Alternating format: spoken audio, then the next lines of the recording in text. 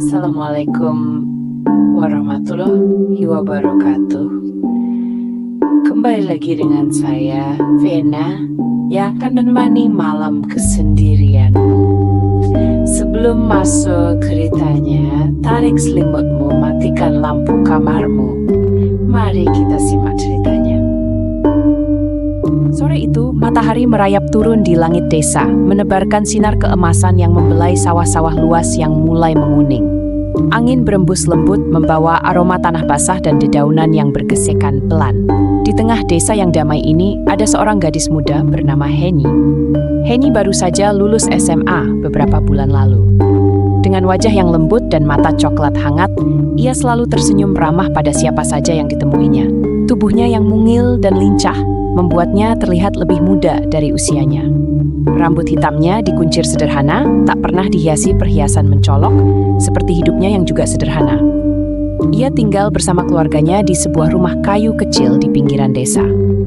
Ayah dan ibunya adalah petani yang setiap pagi berangkat ke sawah sebelum matahari benar-benar naik, membawa cangkul dan harapan akan panen yang baik. Adiknya, Heru, masih duduk di bangku kelas 2 SMA. Anak lelaki ceria yang selalu menunggu kepulangannya dengan segudang cerita. Sejak lulusannya, Heni memutuskan untuk tidak melanjutkan kuliah. Bukan karena ia tak ingin, tetapi keadaan keluarganya membuatnya memilih membantu ekonomi rumah. Setiap sore, ia mendorong gerobak kecil berisi gorengan buatan ibunya, berkeliling desa sambil menyapa para tetangga. Ia sudah hafal kebiasaan setiap orang. Pak Karto yang selalu membeli tempe mendoan, Bu Sari yang suka tahu isi pedas, atau anak-anak kecil yang menyukai pisang goreng.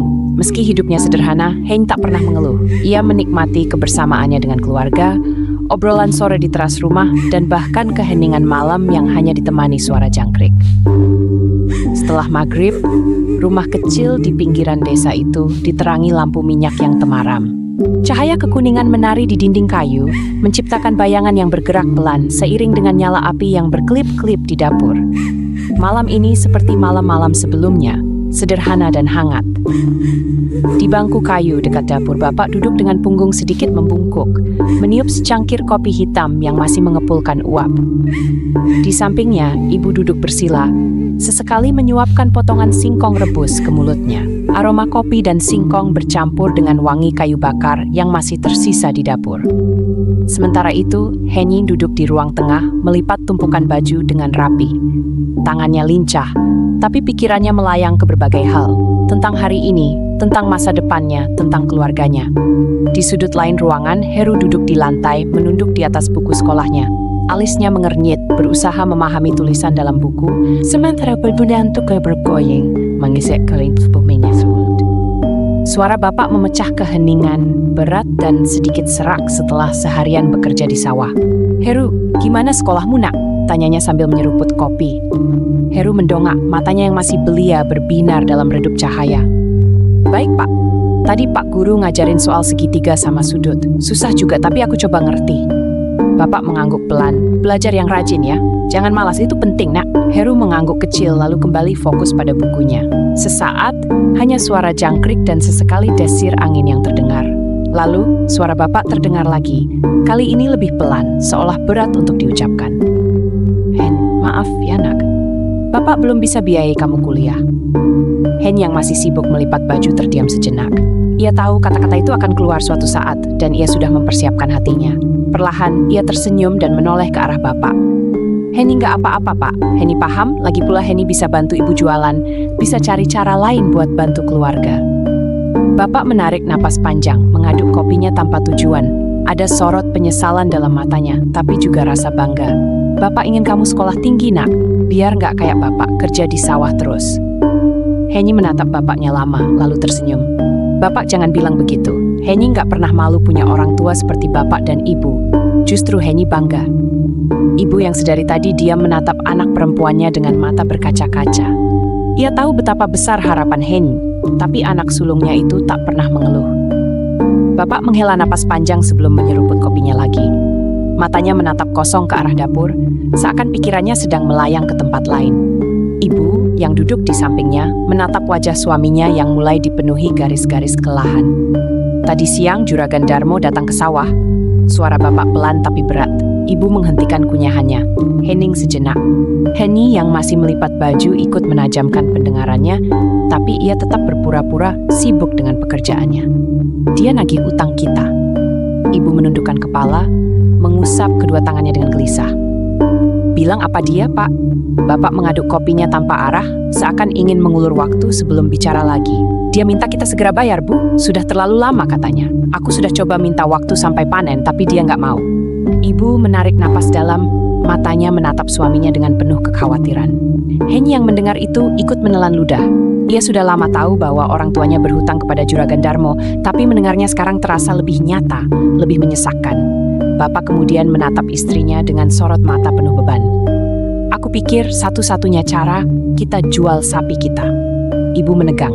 Ia tahu sapi itu bukan sekadar hewan ternak. Sapi itu satu-satunya yang mereka punya. Harta terakhir yang bisa diandalkan jika keadaan benar-benar terjepit. Dengan sapi itu, mereka masih bisa mengolah sawah sendiri tanpa harus menyewa tenaga tambahan.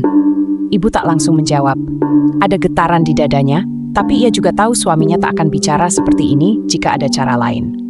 Panen masih lama, uang dari jualan gorengan belum cukup, dan hutang terus menekan mereka. Akhirnya, setelah beberapa detik yang terasa seperti selamanya, ibu mengangguk kecil.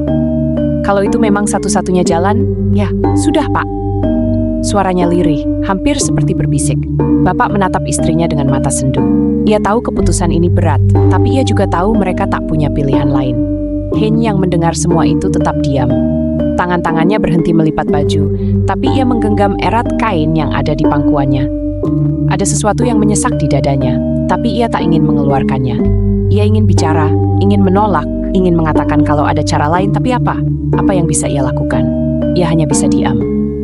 Dalam hatinya, ia merasa sedih, bukan hanya karena sapi itu akan dijual, tapi juga karena ia merasa tak berdaya. Andai ia bisa membantu, andai ia bisa meringankan beban bapak dan ibu. Matahari siang menyengat, memantulkan cahaya ke hamparan sawah yang luas. Udara terasa gerah, angin yang bertiup hanya membawa sedikit kesejukan. Di kejauhan, suara burung-burung sawah bercampur dengan gelegak air irigasi yang mengalir pelan di antara pematang. Henny melangkah hati-hati di atas tanah yang sedikit lembek, membawa rantang berisi nasi, sayur bening, dan tempe goreng untuk bapaknya. Di tengah sawah, ada sebuah gubuk kecil yang teduh, tempat para petani beristirahat dari sengatan matahari. Saat Henny semakin dekat, ia melihat dua sosok lelaki di sana. Salah satunya adalah bapaknya, duduk bersila dengan wajah yang tampak letih. Di sebelahnya, seorang lelaki tua duduk dengan santai, mengenakan baju lurik dengan celana longgar sebatas lutut. Kulitnya keriput dan sawo matang, matanya tajam meski sudah berusia lebih dari 60 tahun. Henny mengenalinya dari cerita, itu pasti Juragan Darmo. Langkah Henny sedikit melambat, tapi ia tetap maju. Senyum kecil dipaksakan di wajahnya saat ia tiba di depan gubuk. "Pak, Henny bawain makan siang," katanya pelan. Bapaknya menoleh dan tersenyum tipis, mengambil rantang dari tangan Henny. "Makasih, Nak." Lalu bapak menoleh ke arah lelaki tua di sampingnya. "Kenalan dulu, Hen. Ini Juragan Darmo." Henny menundukkan kepala dengan sopan, tidak langsung menatap lelaki tua itu. Ada sesuatu dalam caranya duduk, tenang, santai, tapi seolah memiliki kendali atas keadaan. "Oh, ini anakmu ya?" Suara Juragan Darmo berat, sedikit serak. "Sudah besar, cantik juga." Bapak hanya tersenyum kecil. Henny masih menunduk, merasa tidak nyaman dengan tatapan lelaki itu yang terasa menelisik. "Terima kasih sudah ngasih pinjaman dulu, Pak Juragan," kata bapak, suaranya terdengar sedikit ragu. "Saya usahakan bayar secepatnya." Juragan Darmo tertawa kecil, suaranya berat. Santai. Aku ini orangnya sabar, toh kita sudah saling kenal lama, bukan?" Henny hanya diam. Ada sesuatu dalam cara bicara lelaki itu yang membuatnya merasa tidak nyaman. Bukan nada ancaman, tapi lebih ketenangan yang membuat bulu kuduknya meremang. Seperti seseorang yang sudah tahu bahwa orang lain berada dalam genggamannya. Setelah beberapa menit berbincang, Henny merasa tidak bisa berlama-lama di sana. "Pak, Henny pulang dulu. Masih harus bantu ibu," katanya sambil menunduk sopan. Bapak mengangguk. "Hati-hati, Nak." Saat Henny berbalik, ia bisa merasakan mata Juragan Darmo masih memperhatikannya, meskipun ia tidak berani menoleh. Ada sesuatu dalam tatapan itu, sesuatu yang membuat udara di sekelilingnya terasa lebih berat. Henny sudah menjauh, langkahnya cepat menyusuri pematang sawah. Namun, di dalam gubuk kecil yang teduh itu, suasana semakin berat. Juragan Darmo masih duduk dengan santai, menggoyangkan kakinya dengan perlahan. Bapak Heni menatap tanah di bawahnya. Matanya kosong, pikirannya berat. Juragan Darmo menyeruput air dari kendi yang dibawanya, lalu menatap Bapak dengan senyum tipis. Sebenarnya aku ini orang baik, Pak. Aku selalu kasih solusi buat orang-orang yang kesulitan. Bapak tetap diam, hanya menggenggam rantang makan dari Hein dengan erat. Kamu tahu sendiri, hutangmu sudah lama. Aku juga butuh kepastian. Tapi aku juga nggak mau terlalu menekan. Aku paham panen masih lama, uang belum ada. Ia berhenti sejenak, mengusap kumisnya yang mulai memutih, lalu menatap Bapak dengan tajam. Makanya aku kasih satu jalan. Bapak mengangkat kepalanya perlahan, menatap Juragan Darmo dengan ragu. Bagaimana kalau hutangmu lunas? Kalau Heni jadi istriku? Kata-kata itu meluncur begitu saja, ringan, seolah tak memiliki beban. Namun bagi Bapak, kata-kata itu lebih berat dari beban bertahun-tahun bekerja di sawah. Dadanya mendadak sesak, tangannya gemetar di atas lututnya. Juragan Darmo tertawa kecil melihat ekspresi Bapak. Tenang, aku nggak minta jawaban sekarang. Aku tahu ini bukan keputusan mudah. Bapak menunduk, matanya kembali ke tanah yang lembab di bawahnya. Ia tidak tahu harus berkata apa. Kamu tahu sendiri kan, hidupku serba berkecukupan. Aku bisa kasih Heni kehidupan yang lebih baik daripada yang kamu bisa kasih. Nggak perlu lagi jualan gorengan keliling desa, nggak perlu repot-repot mikirin uang lanjutnya, seolah sedang menawarkan sesuatu yang menguntungkan. Bapak tetap diam, tenggorokannya tercekat. Juragan Darmo menghela napas lalu berdiri. Pikirkan saja baik-baik. Aku tunggu kabar baiknya. Tanpa menunggu jawaban, ia menepuk bahu Bapak 2 kali, lalu melangkah santai meninggalkan gubuk, berjalan melewati pematang dengan tangan di belakang punggungnya. Bapak tetap duduk di tempatnya, masih menunduk. Dadanya terasa sesak. Seumur hidupnya, ia bekerja keras agar keluarganya bisa hidup layak, meskipun sederhana. Namun kini, ia dihadapkan pada pilihan yang tak pernah ia bayangkan. Malam telah turun, menyelimuti desa dalam keheningan yang hanya dipecahkan oleh suara jangkrik dari kejauhan. Langit gelap tanpa bulan, hanya beberapa bintang yang tampak redup di antara awan yang menggantung rendah. Angin malam bertiup pelan, menggesek daun-daun pisang di belakang rumah. Di teras rumah yang sederhana, Bapak duduk bersandar di kursi kayu yang sudah mulai reyot. Secangkir kopi yang mulai dingin tergeletak di atas meja kecil. Di sampingnya, Ibu duduk bersila di atas tikar. Tangan mengusap lengan sendiri, seakan ingin mengusir hawa dingin, atau mungkin rasa gelisah di hatinya. Bapak menghela napas panjang, menatap lurus ke halaman yang hanya diterangi lampu minyak dari dalam rumah. Lalu dengan suara pelan, ia mulai berbicara. Siang tadi, Juragan Darmo datang ke sawah. Ibu menoleh, matanya lang dipenuhi kecemasan. Terus, Bapak menunduk, tangannya saling menggenggam, seakan kata-kata yang akan keluar dari mulutnya terlalu berat untuk diucapkan. Dia nagih utang kita, tapi dia kasih satu tawaran. Ibu diam, menunggu kelanjutan kata-kata suaminya dengan dada yang terasa semakin sesak. Dia bilang, kalau Hen mau jadi istrinya, hutang kita lunas. Seketika ibu terperanjat, tangannya menutupi mulut, matanya membelalak tak astagfirullah. Suaranya bergetar. Bapak ngomong apa barusan? Itu yang dia tawarkan, Bu. Suara Bapak lirih, penuh rasa bersalah. Aku nggak jawab apa-apa, aku cuma diam. Ibu menunduk, bahunya mulai bergetar. Air mata menetes satu persatu, jatuh di pangkuannya. Lalu tanpa bisa dibendung lagi, tangisnya pecah. Sesenggukan terdengar pelan di tengah sunyinya malam. Kita orang susah, Pak, tapi nggak pernah kepikiran sampai sejauh ini. Masa anak kita harus dikorbankan buat bayar hutang? Bapak menunduk semakin dalam, tak sanggup menatap istrinya. Ia tahu ibu benar, tapi di sisi lain ia juga tahu hutang mereka bukan jumlah yang kecil dan tidak ada lagi yang bisa mereka jual selain sapi satu-satunya. Di dalam rumah, Heni duduk di dekat pintu, diam membisu. Dinding rumah mereka hanya terbuat dari gedek, anyaman bambu tipis yang tak bisa meredam suara. Dari dalam ia bisa mendengar jelas setiap kata yang diucapkan orang tuanya. Tangannya mencengkeram kain sarung yang ada di pangkuannya. Jemarinya bergetar, dadanya terasa begitu sesak, matanya mulai panas. Heru yang duduk di sudut lain rumah mengangkat kepalanya. Meski ia tidak memahami semuanya, ia bisa mendengar suara tangis ibu. Matanya yang masih polos memandang Heni dengan bingung. Mbak, ibu kenapa? Tanyanya pelan. Heni tersenyum kecil meski bibirnya gemetar. Ia mengusap kepala adiknya. Nggak apa-apa Heru, tidur ya. Heru menatap kakaknya sejenak lalu mengangguk. Perlahan ia berbaring di atas tikar, meski masih dengan wajah kebingungan. Namun Heng sendiri tahu, malam ini ia tidak akan bisa tidur. Kata-kata Juragan Darmo terus terngiang di kepalanya. Dadanya terasa begitu penuh. Ada marah, sedih, takut, dan kecewa yang bercampur menjadi satu. Di luar, ibu masih menangis dan bapak masih diam dalam penyesalan. Sementara itu, di dalam rumah yang hanya diterangi lampu minyak, Henny menggigit bibirnya sendiri untuk menahan tangis yang hampir pecah. Ia tidak ingin menangis. Karena untuk pertama kalinya dalam hidupnya, Henny merasa bahwa ia harus melakukan sesuatu.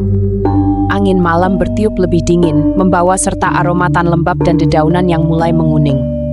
Di teras rumah yang remang-remang, percakapan antara bapak dan ibu semakin lirih, namun syarat dengan beban yang semakin berat. Bapak menarik napas dalam, menatap gelapnya halaman rumah sebelum kembali berbicara. Kalau kita jual sapi, uangnya tetap nggak cukup untuk bayar hutang kita, Bu. Ibu masih terisak, menutup wajahnya dengan kedua tangan. Dadanya sesak, pikirannya kalut. Terus, kita jual sawah juga, Pak. Suaranya bergetar. Bapak diam sesaat sebelum menggeleng pelan. Kalau sawah kita jual, kita nggak punya apa-apa lagi. Aku nggak tahu kita bisa makan di mana nanti. Ibu kembali menangis, lebih keras dari sebelumnya. Suara jangkrik dan desiran angin yang biasanya menenangkan kini terasa sunyi menyesakkan. Dari dalam rumah, Henny mendengar semuanya. Hatinya bergetar, napasnya tersengal. Ia menggigit bibirnya, mencoba menenangkan debaran dadanya yang begitu kencang. Lalu, tiba-tiba, Henny berdiri. Tanpa pikir panjang, ia berjalan menuju teras. Bapak dan ibu sama sekali tidak menyadari kehadirannya, sampai suara pelan namun tegas keluar dari bibir Henny. Biar aku saja, Pak. Ibu tersentak, menoleh dengan mata basah. Bapak menatap putrinya dengan raut terkejut dan tidak percaya. Aku siap dengan tawaran Pak Darmo itu. Suasana mendadak terasa lebih dingin. Angin malam bertiup pelan, membawa serta keheningan yang menusuk. Hen, nak. Suara ibu hampir tak terdengar, wajahnya memucat. Dengan cepat, ibu bangkit dan meraih tubuh Henny, menariknya ke dalam pelukan. Tangisnya kembali pecah, kali ini lebih keras. Jangan, nak, jangan ngomong seperti itu. Namun Heng tetap diam di dalam pelukan ibu, kedua tangannya mengepal erat. Di balik wajahnya yang menunduk, ada air mata yang mulai menggenang. Bapak masih terpaku di tempatnya, wajahnya penuh kebingungan. Napasnya berat seakan ada sesuatu yang menghantam dadanya. Henny, kamu tahu apa yang kamu katakan? Suaranya serak. Henny mengangkat wajahnya, matanya kini dipenuhi air mata yang tertahan. Namun, suaranya tetap terdengar tegas. Aku tahu, Pak. Aku tahu ini berat, tapi aku nggak mau Bapak dan Ibu terus-terusan seperti ini. Aku nggak mau Bapak merasa bersalah. Aku nggak mau lihat Ibu menangis setiap malam. Henny menelan ludah, dadanya terasa begitu sakit. Kalau ini bisa membantu kita, kalau ini bisa membuat Bapak dan Ibu nggak perlu mikirin hutang lagi, aku rela. Bapak masih menatap putrinya dengan mata yang memerah. Tangan kasarnya mengepal erat di atas lututnya, seolah menahan sesuatu yang begitu menyakitkan. Ini pengorbanan besar, nak. Suaranya lirih. Henny mengangguk pelan. Air matanya akhirnya jatuh, mengalir di pipinya yang masih muda. Namun sorot matanya tidak goyah. Aku tahu, Pak. Tapi ini yang bisa aku lakukan untuk keluarga kita. Ibu kembali menangis, menggenggam tangan Henny dengan erat, seakan takut kehilangan putrinya dalam sekejap. Bapak menutup wajahnya dengan kedua tangan. Napasnya tersengal, dadanya terasa begitu sesak. Ia ingin menolak, ingin berkata bahwa ini bukan solusi. Tapi di saat yang sama, ia tahu mereka tidak punya banyak pilihan. Yang itu, matahari terik menggantung di langit, memanggang hamparan sawah yang luas. Angin bertiup malas, membawa aroma tanah kering yang menguar ke udara. Di sebuah gubuk kecil di tengah sawah, Bapak Heng duduk sendirian, berteduh dari panas yang menyengat. Tubuhnya terasa lelah, bukan hanya karena pekerjaan di sawah, tetapi juga karena beban yang kini menggerogoti pikirannya. Tiba-tiba, suara derap langkah mendekat. Tak lama kemudian, muncullah sosok Juragan Darmo, berpakaian perlentes seperti biasanya. Baju batik halus yang dikenakannya tampak mencolok di antara sawah yang sederhana. Tangannya memegang rokok yang masih menyala, dan senyum lebar menghiasi wajahnya. Wah, Pak Sastro, siang-siang begini kok sendirian? Suara Juragan Darmo berat dan penuh percaya diri, seolah dunia ini sepenuhnya dalam genggamannya. Bapak Henny, atau Pak Sastro, mengangkat wajahnya pelan, matanya terlihat lesu. Cuma berteduh sebentar, Pak. Juragan Darmo mendekat, duduk di atas dipan bambu di dalam gubuk. Dengan santai, ia menyulut kembali rokoknya dan menghisap dalam-dalam sebelum menghembuskan asapnya ke udara. Saya langsung saja, Pak. Bagaimana soal tawaran saya kemarin? Pak Sastro menunduk, meremas tangannya sendiri. Hatinya terasa begitu berat, tapi ia tak punya pilihan lain. Ia menghela napas panjang sebelum akhirnya berkata pelan, Kami menerima tawaran itu, Pak. Sejenak, hening. Kemudian, suara tawa keras meledak di antara hamparan sawah. Bagus.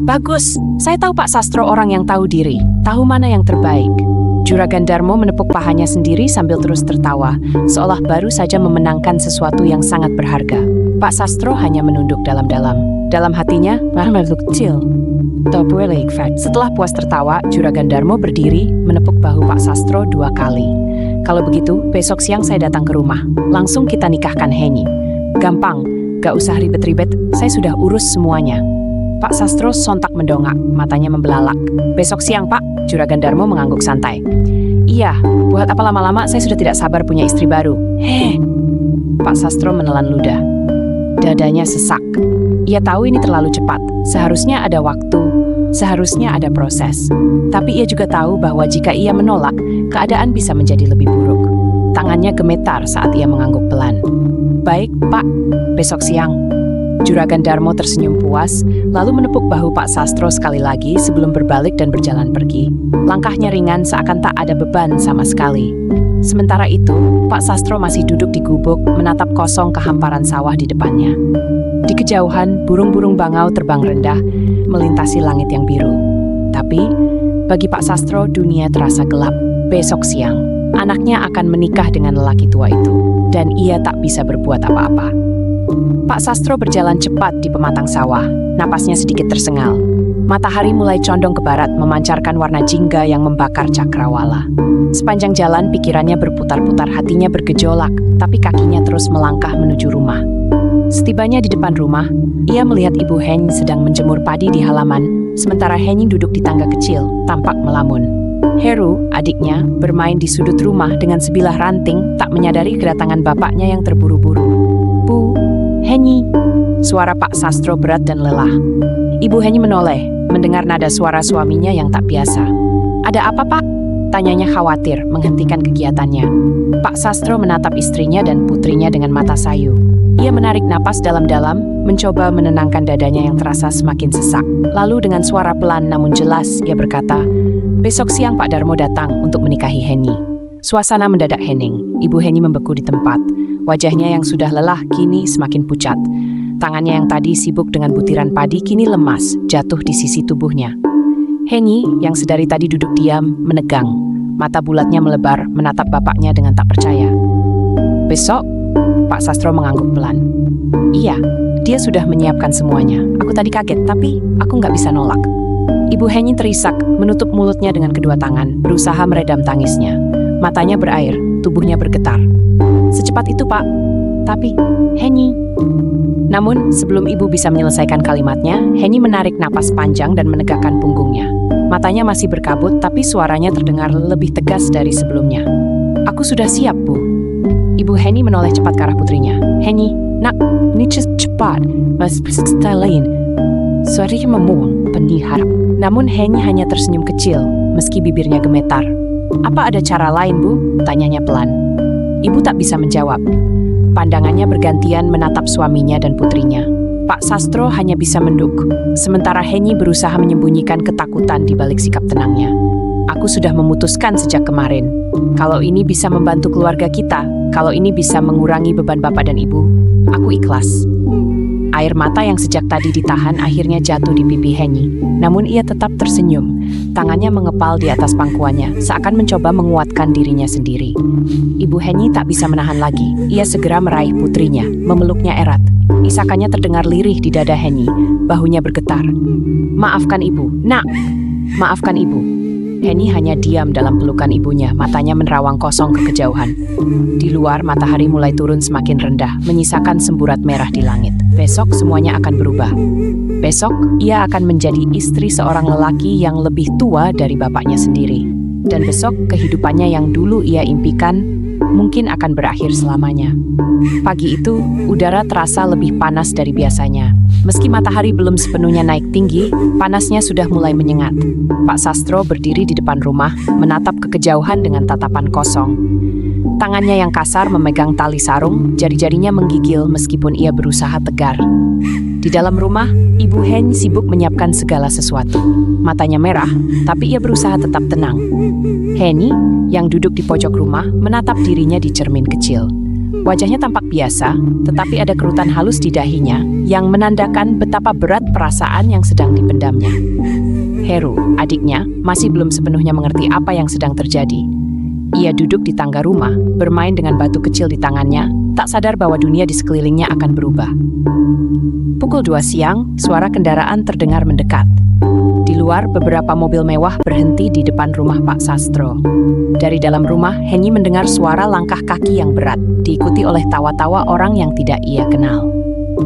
Juragan Darmo muncul pertama kali, mengenakan pakaian terbaiknya. Wajahnya tersenyum lebar, penuh percaya diri. Di belakangnya, dua wanita berpakaian elegan, istri pertama dan keduanya, mengikuti dengan langkah anggun. Mereka tampak seperti pasangan yang sudah lama terbiasa dengan kemewahan. Pak Sastro berdiri tegak, matanya menatap tanah. Ibu Henny hanya berdiri di dalam rumah, memeluk Henny yang sudah mengenakan kebaya sederhana untuk acara itu. Tangannya menggenggam erat tangan putrinya, seakan takut melepaskan pegangan itu selamanya. Rombongan Juragan Darmo masuk, disambut dengan salam oleh Pak Penghulu yang sudah siap. Segera, prosesi dimulai. Pak Penghulu dengan suara beratnya mulai mengucapkan doa dan janji. Henny berdiri di sisi Juragan Darmo, matanya menatap ke lantai, tidak berani menatap wajah lelaki tua itu. Ada perasaan cemas yang mencekam, tapi ia berusaha mengendalikannya. Semua orang tampak sibuk dengan peran masing-masing, namun bagi Henny, dunia seakan terhenti. Setelah prosesi pernikahan selesai, Pak Penghulu memberi tanda bahwa semuanya sah. Henny pun akhirnya sah menjadi istri ketiga dari Juragan Darmo. Dengan senyum puas, Juragan Darmo berbalik dan memberi isyarat kepada istri-istrinya untuk maju. Mereka menghampiri Henny, memberikan pelukan cepat dan berkata hal-hal yang terdengar lebih seperti formalitas daripada rasa tulus. Setelah semuanya selesai, Juragan Darmo mengeluarkan amplop besar dari kantong jasnya. Ia menyerahkannya dengan tangan penuh keyakinan kepada Pak Sastro. Ini untuk kalian, Pak, sebagai tanda terima kasih. Semoga bisa membantu kehidupan Bapak dan keluarga. Pak Sastro menerima amplop itu dengan tangan gemetar. Wajahnya tidak bisa menutupi rasa sesalnya. Dengan berat hati, ia mengangguk dan mengucapkan terima kasih meskipun hatinya sedang hancur. Henny berdiri terdiam di tempat, menatap amplop itu yang kini berada di tangan ayahnya. Ia tahu apa artinya uang itu. Ia tahu apa yang telah ia korbankan untuk mendapatkan itu. Tapi di dalam hatinya ada rasa kosong yang semakin menganga. Ayo, Henny. Suara Juragan Darmo terdengar memecah keheningan. Ikut dengan saya sekarang.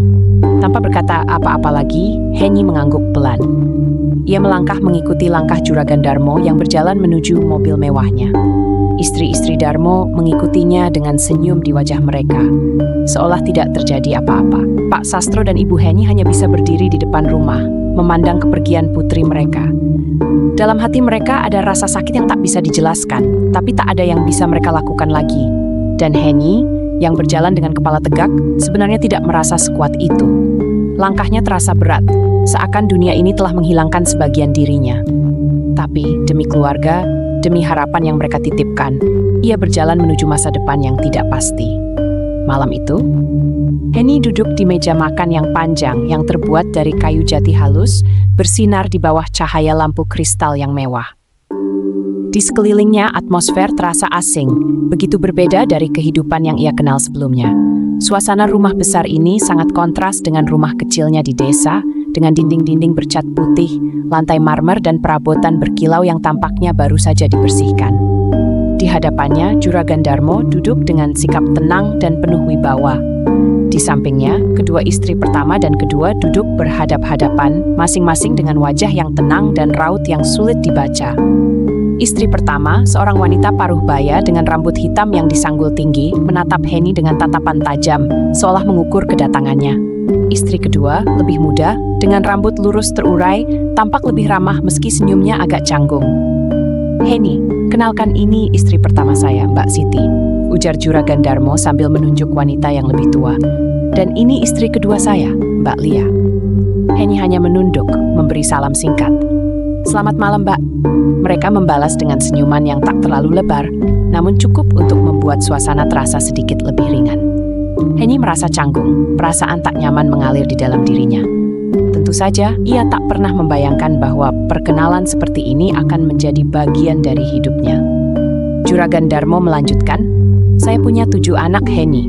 Dari istri pertama ada 1 laki-laki dan 2 perempuan. Dari istri kedua ada 2 laki-laki dan 2 perempuan. Anak-anak saya sudah besar semua, tapi mereka tidak tinggal di sini. Mereka sering datang, tetapi untuk sementara ini kita tinggal berdua di rumah besar ini, ditemani oleh 2 pembantu dan 1 supir. Henny hanya mengangguk pelan, masih belum sepenuhnya bisa mencerna semua informasi yang baru saja disampaikan. Ia tak tahu harus berkata apa. Pikiran-pikiran berlarian cepat dalam benaknya. Bagaimana dengan kehidupannya? Apa yang akan terjadi pada dirinya? Juragan Darmo mengangguk seolah memahami kebingungannya. Jangan khawatir, Henny. Nanti kamu akan tinggal di sini dengan nyaman.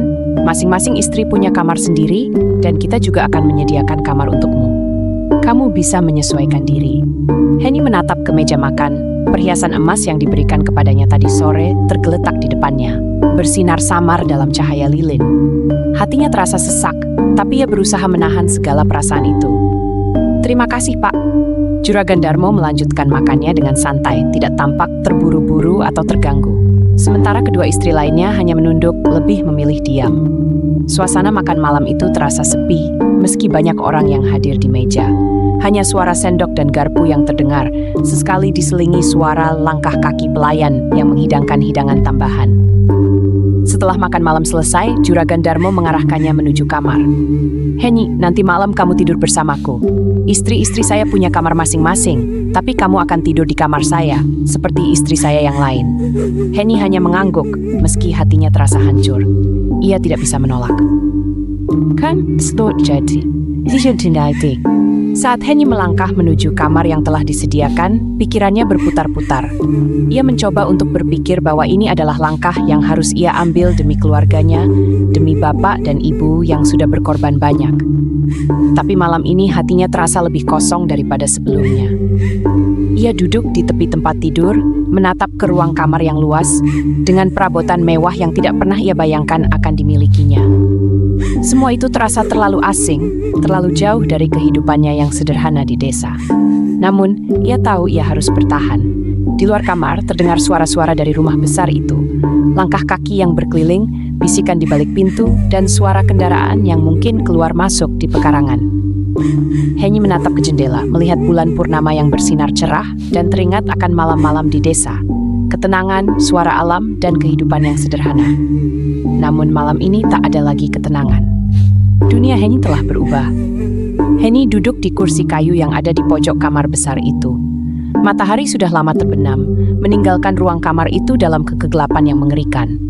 Hanya cahaya dari lilin dan dupa yang dipasang oleh Pak Darmo yang memberikan sedikit penerangan, menciptakan bayangan-bayangan asing di dinding. Pak Darmo berdiri di pojok kamar, matanya terpejam, seolah terlarut dalam ritual yang tidak Henny pahami. Bau dupa yang menyengat menusuk hidung Henny, menciptakan suasana yang lebih berat, seperti ada sesuatu yang menekan dirinya. Henny merasa tak berdaya, seperti boneka yang tak mampu bergerak. Setelah beberapa saat, Pak Darmo berbalik dan mendekat ke arah Henny. Langkahnya tenang, penuh kepercayaan diri, seperti seseorang yang merasa dirinya di atas segalanya. Dengan satu gerakan, ia merangkul Henny dengan lembut, namun Henny merasakan ketegangan dalam pelukannya. Henny, suara Pak Darmo terdengar pelan, namun penuh penekanan. Hari ini kita mulai segalanya.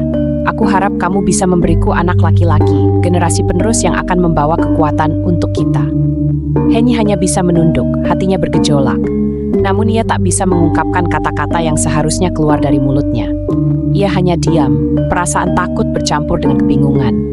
Pak Darmo mematikan lampu, menyisakan kegelapan yang menekan, membuat Henny merasa lebih kecil daripada yang pernah ia rasakan sebelumnya.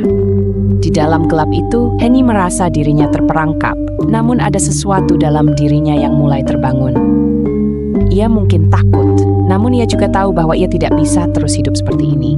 Sesuatu dalam dirinya berkata bahwa ia harus bertahan, bahwa ia harus mencari jalan keluar dari kegelapan ini.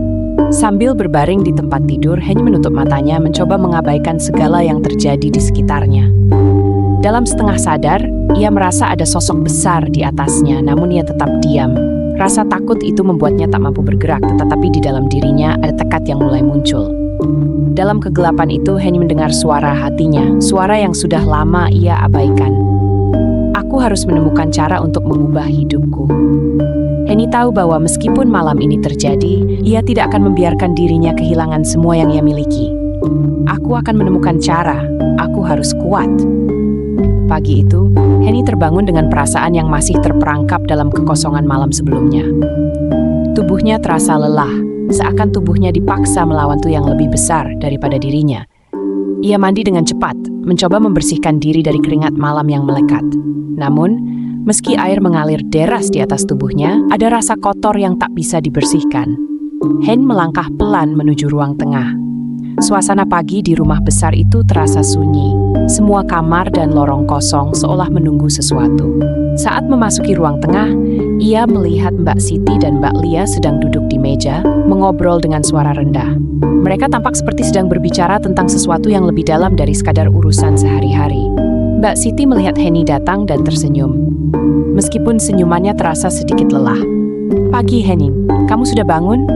tanyanya, mencoba mencairkan suasana. Henny hanya mengangguk, lalu duduk di dekat mereka.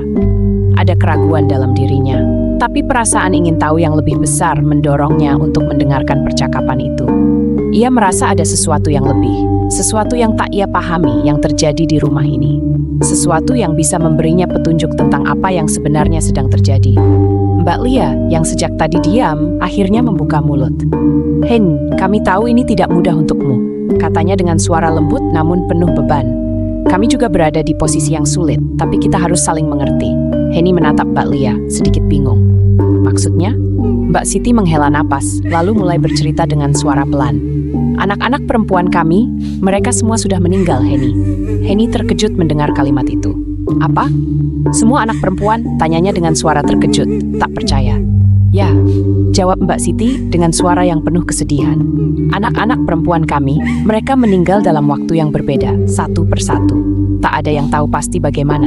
Itu semua terjadi setelah perjanjian yang dibuat oleh Pak Darmo."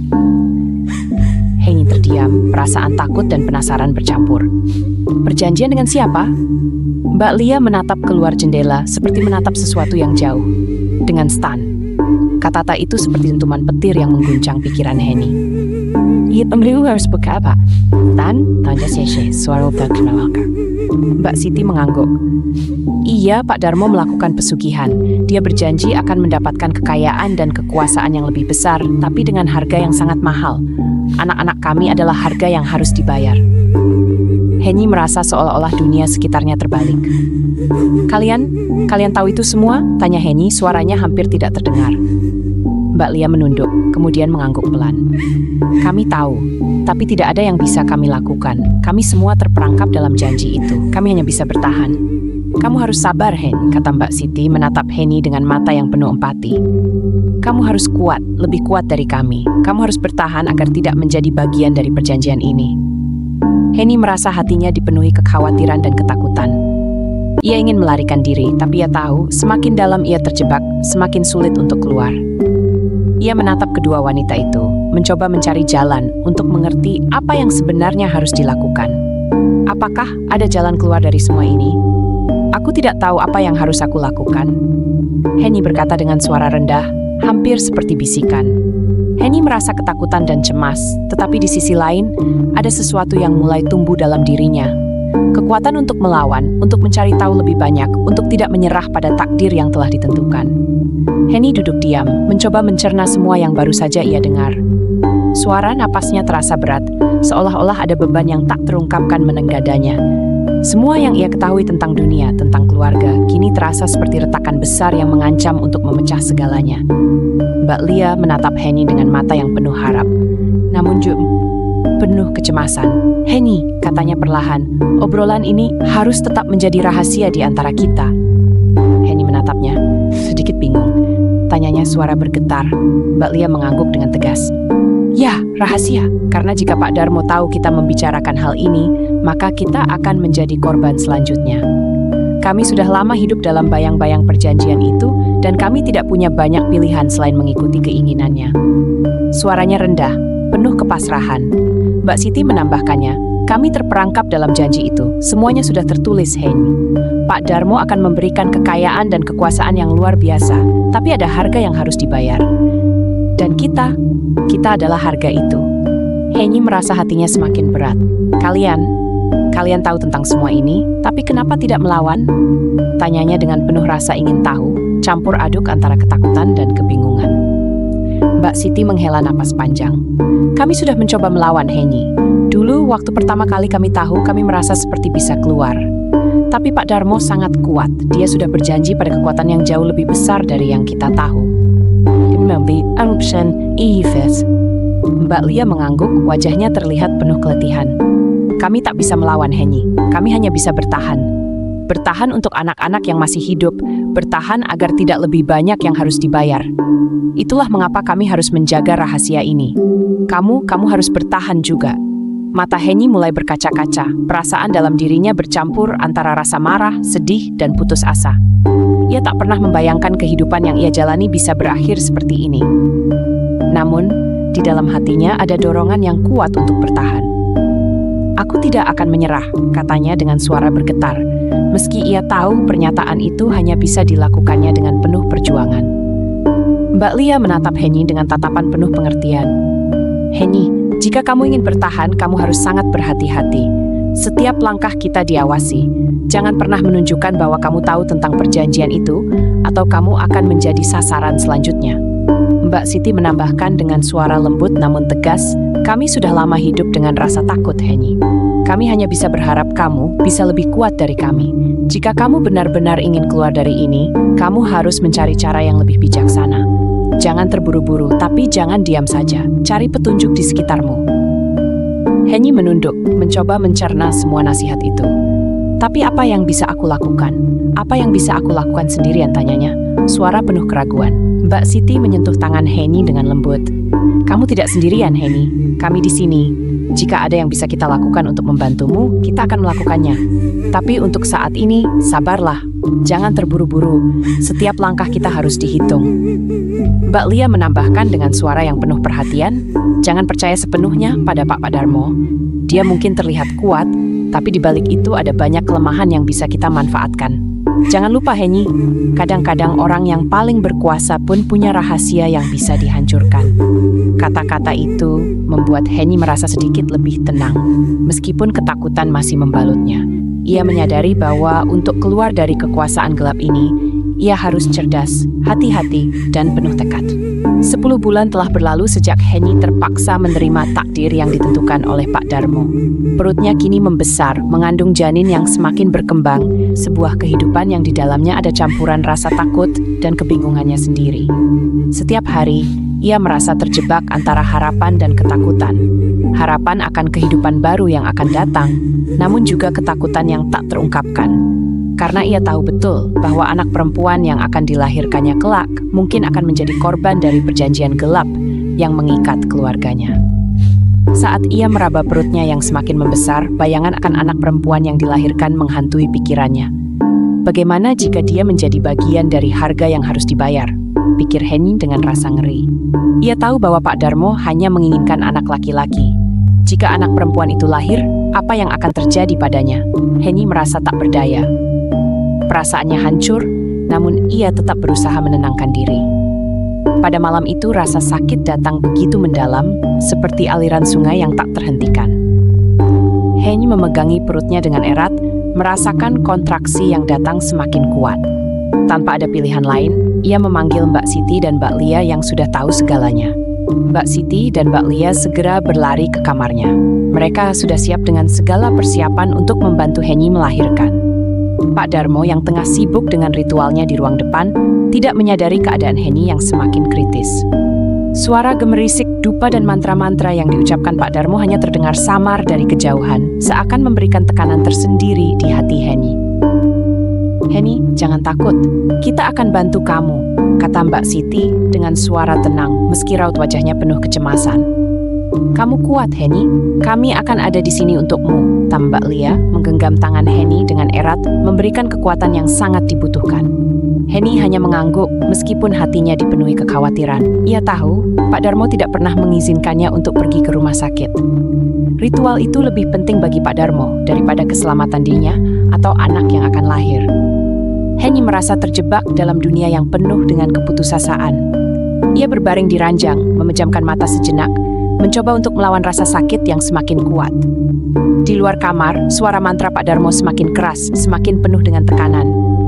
Henny merasa seolah-olah dunia ini semakin sempit, terkurung dalam kegelapan yang menelan segala sesuatu. Dalam keheningan yang mencekam, hanya ada suara napasnya yang berat, serta jeritan batinnya yang tak bisa ia keluarkan. Mbak Siti dan Mbak Lia terus menghiburnya, memegang tangannya dengan penuh kasih sayang. "Jangan khawatir, Henny.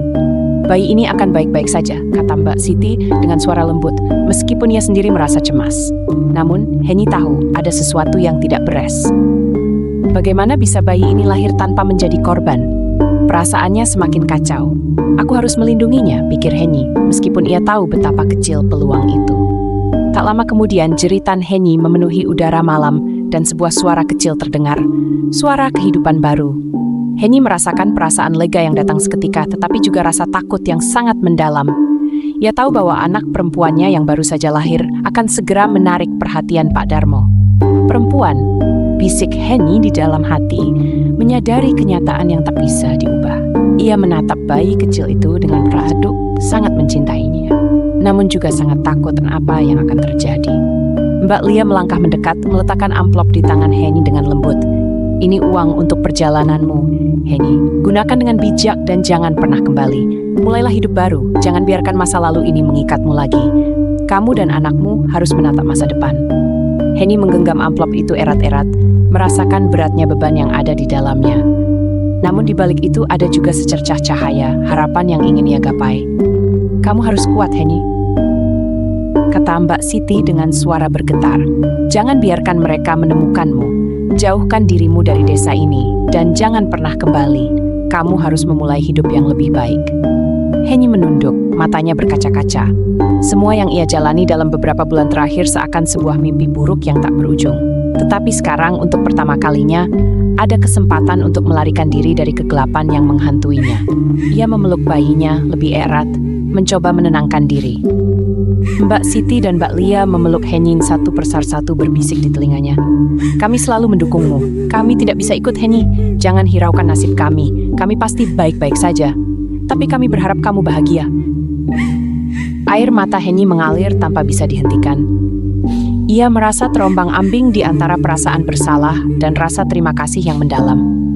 Ia tahu, meskipun tak ada kata yang cukup untuk mengungkapkan rasa terima kasihnya, Mbak Siti dan Mbak Lia telah memberinya kesempatan, sebuah kesempatan untuk melarikan diri dari perjanjian yang menghancurkan hidupnya dan anaknya. "Terima kasih. Terima kasih." Hanya itu yang bisa Henny ucapkan, suaranya terisak-isak. Setelah berpelukan, Mbak Siti dan Mbak Lia membimbing Henny ke pintu belakang rumah. Di sana, Pak Roso, yang sudah menunggu dengan mobil kecil, tersenyum tipis saat melihat Henny mendekat. Tanpa berkata banyak, Pak Roso segera membuka pintu mobil dan menuntun Henny masuk. Mbak Lia berdiri di depan pintu belakang, memberikan isyarat agar Henny segera pergi. "Ingat, Henny, jauhkan dirimu dari semua ini. Ini adalah kesempatanmu untuk hidup, untuk anakmu," katanya dengan tegas meskipun hatinya sangat berat. Henny mengangguk pelan dan menatap Mbak Siti dan Mbak Lia sekali lagi, berharap ini bukanlah perpisahan terakhir. "Aku akan ingat semua yang kalian lakukan untukku," ucap Henny. Suaranya penuh kesedihan, tetapi juga penuh tekad. Mobil mulai melaju meninggalkan rumah Pak Darmo, dan Henny menatap keluar jendela, mencoba untuk tidak melihat ke belakang. Di dalam rumah Pak Darmo, suasana berubah menjadi tegang dan mencekam. Setelah Henny dan Pak Roso pergi, rumah itu seakan diliputi oleh kemarahan yang begitu besar. Pak Darmo yang baru saja selesai dengan ritualnya, memandang sekeliling ruangan dengan pandangan tajam. Matanya berkilat penuh amarah, dan seluruh tubuhnya bergetar dengan kemarahan yang hampir tidak bisa ia kendalikan. "Siti, Lia," suaranya menggema, seperti petir yang menyambar di tengah kesunyian malam. Mbak Siti dan Mbak Lia yang tengah berada di ruang belakang rumah merasa ketegangan itu. Mereka saling pandang, mengetahui betul bahwa sekarang adalah saat yang paling berbahaya. Mereka bisa merasakan amarah Pak Darmo yang kini mengancam mereka. Pak Darmo menatap mereka satu persatu dengan tapan tajam, seolah-olah ingin menghanguskan mereka hidup-hidup. Kalian berani mengkhianatiku? Menghancurkan rencana yang telah kulakukan selama bertahun-tahun? Suaranya menggelegar. Mbak Siti dan Mbak Lia hanya bisa menunduk, tidak berani menjawab. Keduanya tahu bahwa sekarang mereka tidak memiliki pilihan selain menerima kemarahan Pak Darmo. Tetapi dalam hati mereka, ada perasaan lega yang sangat besar. Mereka tahu Henny dan anaknya telah mendapatkan kesempatan untuk melarikan diri, bahkan jika itu berarti mereka harus menanggung konsekuensi dari perbuatan mereka. Aku tidak akan membiarkan ini begitu saja, kata Pak Darmo dengan suara yang penuh ancaman. Kalian akan menanggung akibatnya. Kalian pikir bisa kabur begitu saja? Semua yang kalian lakukan akan dibayar. Kalian akan menyesal. Namun Pak Darmo tidak tahu bahwa semuanya sudah terlambat. Siti dan Lia sudah mengambil langkah mereka. Dan meskipun mereka tahu risiko besar yang harus mereka hadapi, mereka merasa bahwa Henny dan bayinya adalah yang paling penting sekarang. Mereka tidak akan membiarkan Henny hidup di bawah kekuasaannya lebih lama lagi. Di sisi lain, perjalanan Henny bersama Pak Roso sudah memasuki jalan yang jauh lebih gelap. Mereka melewati jalanan hutan yang tidak dikenalnya, tempat yang jauh dari keramaian desa. Malam semakin larut dan kabut mulai turun perlahan, menambah kesan angker yang menyelimuti perjalanan mereka. Pak Roso tetap melajukan mobil dengan tenang, meskipun keadaan semakin mencekam. Namun Henny merasa ada yang salah. Di sepanjang perjalanan, ia merasa ada sesuatu yang mengintai mereka. Sesuatu yang tak bisa ia jelaskan dengan kata-kata. Tiba-tiba, suara gemerisik terdengar dari hutan di sebelah kanan mobil. Henny menoleh ke sana, dan dalam samar-samar cahaya mobil yang melintas, ia melihat sosok-sosok besar berdiri tegak, seperti bayangan gelap yang tak wajar. Mereka menghalangi jalan dan bergerak dengan cara yang sangat aneh, seakan-akan mereka sedang mengarahkan diri untuk menghalangi mereka. Henny merasa darahnya membeku. Apa itu? Pikirnya dengan suara parau. Sosok-sosok itu semakin mendekat, dan suara mereka terdengar seperti bisikan yang tidak bisa dipahami, seakan berbicara dalam bahasa yang asing dan menakutkan. Pak Roso, meskipun terkejut, tetap menjaga ketenangannya. Jangan takut, Henny, katanya sambil memegang setir dengan erat. Itu hanya gangguan, kita harus terus maju. Namun suara-suara semakin keras. Ada bisikan dari dalam hutan yang terdengar jelas, seperti panggilan yang menjerit. Seolah-olah mereka sedang berusaha menarik Henny dan Pak Roso ke dalam kegelapan. Beberapa sosok itu mulai bergerak lebih dekat, melangkah perlahan seperti makhluk yang tidak hidup. Mereka hampir seperti hantu-hantu yang dikirimkan untuk menghalangi mereka. Henny merasakan ketakutan yang semakin mendalam. Ia tidak tahu apa yang terjadi, tetapi ada satu hal yang jelas. Sosok-sosok itu bukan sekadar makhluk biasa. Mereka datang dari suatu tempat yang jauh lebih gelap daripada yang bisa dipahami oleh manusia. Pak Roso, kita harus berhenti. Mereka tidak akan berhenti. Teriak Henny, suaranya penuh ketakutan. Namun Pak Roso hanya menggelengkan kepala. Tidak ada waktu untuk berhenti, Henny. Mereka tidak bisa menghentikan kita. Kita harus terus berjalan. Ia menambah kecepatan mobilnya, meskipun suasana di luar semakin mencekam. Tiba-tiba sekelebat cahaya terang muncul di depan mobil. Sosok-sosok itu mundur dengan cepat, menghilang seperti disapu angin. Henning kembali menguasai malam. Pak Roso melajukan mobilnya dengan cepat, tanpa menoleh ke belakang. Henny masih memegangi bayinya, merasakan rasa takut yang begitu kuat. Apa itu semua? Mengapa mereka menghalangi kita? Pikir Henny dalam hatinya.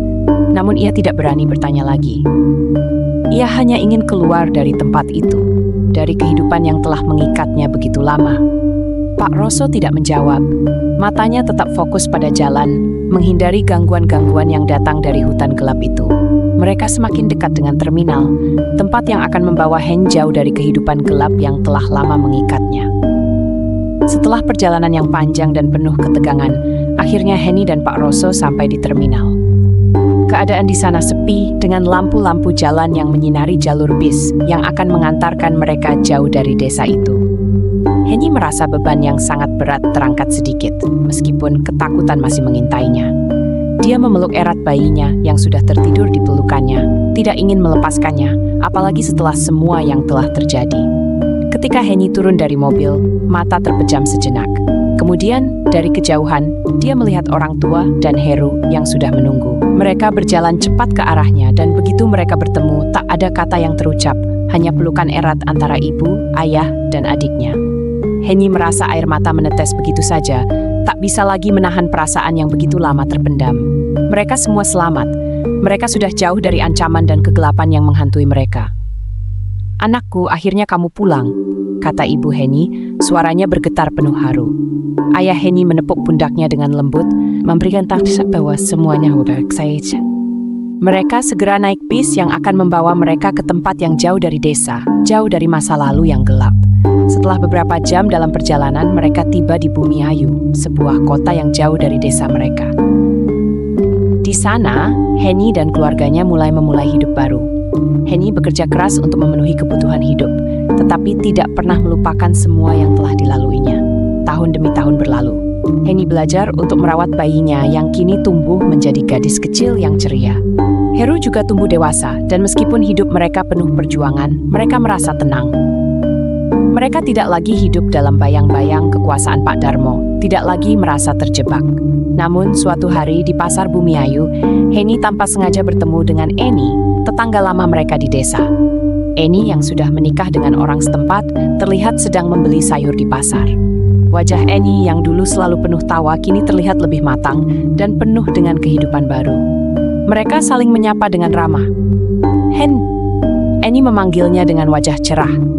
"Kamu di sini? Aku tidak menyangka bisa bertemu kamu di pasar." Henny tersenyum, walau ada rasa yang aneh menyusup di dalam hatinya. Setelah beberapa tahun meninggalkan desa, tak banyak yang ia tahu tentang apa yang terjadi di sana. Mereka pun mulai berbincang, mengenang masa lalu dengan hati yang lebih ringan. Namun, tak lama setelah itu, Eni mulai bercerita tentang kabar yang Henny tidak pernah dengar.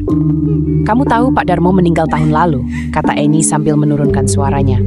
"Bisnisnya lama-kelamaan bangkrut dan semuanya jadi kacau. Keluarganya berantakan. Semua yang dulu mereka banggakan hancur begitu saja. Istrinya dua-duanya entah kemana. Mereka seakan lenyap begitu saja." Henny terdiam, mendengarkan berita yang tak terduga itu. "Pak Darmo meninggal?" pikirnya dalam hati, mencoba menyelami perasaan yang muncul begitu saja. Entah mengapa, meskipun dia tahu itu adalah hal yang seharusnya membuatnya lega, perasaan itu terasa kosong. Semua yang telah terjadi, semua penderitaan yang ditimbulkan oleh Pak Darmo, rasanya seperti berbalik menjadi kenyataan yang harus ia terima. Eni melanjutkan cerita. "Mbak Siti dan Mbak Lia, aku dengar mereka hilang tanpa jejak. Tidak ada kabar lagi. Aku tidak tahu apa yang terjadi pada mereka." Eni menatap Henny dengan penuh perhatian, seolah ingin melihat bagaimana Henny bereaksi terhadap semua itu. Namun, Henny hanya diam. Ada sesuatu yang terasa berat di dadanya, sesuatu yang tak bisa ia ungkapkan. Mbak Siti dan Mbak Lia hilang, pikirnya. Apa yang terjadi pada mereka? Apakah mereka baik-baik saja? Tidak ada jawaban pasti yang bisa ia dapatkan, dan itu membuatnya tertekan. "Pak Roso," lanjut Eni, "dia kecelakaan meninggal begitu saja." Eni menggelengkan kepala, wajahnya penuh rasa heran seperti mencoba mencerna kenyataan yang tak bisa dipahami. Semua yang Eni ceritakan membuat Henny merasa terperangkap dalam kenangan yang tidak ingin dia hadapi lagi. Dia mencoba mencerna semuanya, namun rasanya sulit. Ia tidak tahu apa yang harus dia rasakan, keadilan, kelegaan, atau justru kekosongan yang datang dari kehilangan semua orang yang dulu begitu berkuasa atas hidupnya. Henny melihat wajah Eni yang kini lebih tenang, seolah masa lalu tidak pernah ada. Henny pun akhirnya mengangguk pelan. "Terima kasih sudah memberitahuku," ucapnya dengan suara lembut. "Aku tidak tahu harus berkata apa, tapi aku lega mendengarnya." Eni tersenyum dan mengangguk, tidak memaksakan percakapan lebih lanjut. "Semoga semuanya baik-baik saja untukmu, Henny." Setelah beberapa menit berbincang, mereka berpisah dengan senyuman. Henny kembali melangkah dengan perlahan menuju tempat jualannya di pasar, tetapi ada perasaan yang mengganjal di hatinya. Dunia yang ia tinggalkan di desa itu kini sudah berantakan, dan dia merasa seolah-olah masa lalunya sudah benar-benar tertinggal di sana. Di tengah semua yang telah terjadi, Henny tahu satu hal. Hidup kini adalah tentang memilih masa depan, bukan terjebak dalam bayang-bayang masa lalu yang gelap. Dan meskipun kenangan itu akan selalu ada, Henny tak akan biarkan mereka menguasai hidupnya. Bayinya yang kini tumbuh sehat adalah alasan Henny untuk terus berjalan, memulai sesuatu yang baru.